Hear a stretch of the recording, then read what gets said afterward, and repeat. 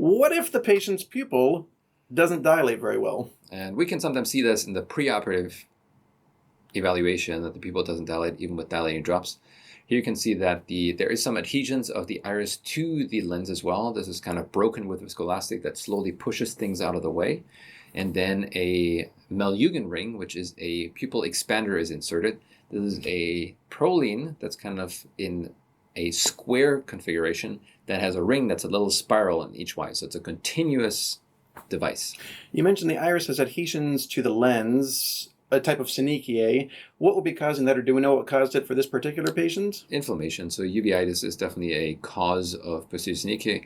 He also has, because usually when the patient dilates and a synechiae, just breaking, quote unquote, is what is called breaking the synechiae or separating them will allow the pupil to dilate. Here you could see that even after the synechiae were broken, he didn't dilate. He also has a lot of transillumination defects. Patient also suffered from pigment dispersion. Is that also contributing to the poor dilation? There's just less of the iris to actually absorb the medication, or is it more the synechiae, or just combination? We don't really know. We don't really know. The most common cause that is well published are medications for prostate. The Flomax, for example, is one of the ones that's known. There's other ones as well. And some patients, even though there are no medications, can still have a similar presenting iris where the pupil just doesn't behave, doesn't dilate. And this can also cause intraoperative floppy iris syndrome, or IFIS. So this is now in place. The iris is opened up enough to proceed with a more normal-looking cataract surgery that we've seen in our other videos. This is the capsulorhexis, and it looks like you'd have just barely enough room to get the capsule open, or at least I should say you're using as much of the visible capsule available to make that opening. There's two sizes of the Malyugin ring. One's around 6, the other one's around 7. I tend to not want to stretch the iris more than I have to, so it's a 6 millimeter, which is about the size of my capsulorhexis. Do you expect patients after the surgery to have any complications because you use that ring, or? Some have some transillumination defects, others do not, and this tends to be okay for the iris. Some patients have an irregular pupil afterwards, and this is the risk of operating on a patient who has Flomax or who's at risk of intraoperative floppy iris syndrome. However, I want to point out that stopping Flomax or any of the medications that can cause it does not prevent IFIS. So it's important. Most patients are on that for a reason. Do not stop the medication. Once you've been on it, that risk exists. Not everybody has it, and there's ways we can deal with it. This is moving on now with the phacoemulsification, breaking apart the lens. Prior to that, we saw hydrodissection and chopping of the lens, but now we're on the actual phacoemulsification portion. And this is another case where I really like the pre-chop technique, because during that time, no fluid moves around the eye. Fluid is what promotes the iris to move around. If there's no fluid movement, the lens can be separated fairly safely and easily without any complications.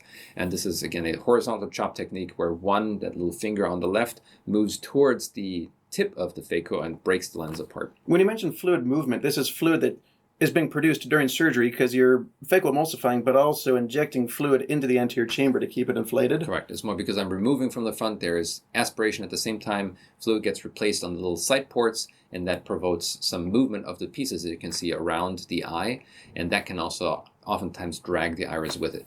And what ultimately is the concern with floppy iris syndrome? Is it going to be pulled through the wounds, for example? Pulled through the wound, pulled from the phacotip, inhibiting the flow of surgery, detaching. A lot of things can happen that are not great with floppy iris syndrome. So it looks like making good work cleaning out that capsule. Looking like a pretty good red reflex now at this point. Yes, and then at the end of the procedure is important. I still polish. I do everything as before. That after the lens goes in and viscoelastic is still inside the eye, then the ring is removed. So the final removal of the viscoelastic is done with the ring out of the eye, and you can see how the iris behaves after that in just a moment. I always like this tool. Is this cleaning out the inside of the capsule? The underside of the capsule, so there's less chance of capsular phimosis. Got it. This is a one-piece lens, Envista by the looks of it, that then gets rotated behind the iris, behind the capsule, and this is also nice to have that ring in place to be able to check exactly where that lens ends up, because it should be not in the sulcus. A one-piece lens is more likely to cause uveitis, glaucoma, hyphema, or UGG syndrome in the sulcus.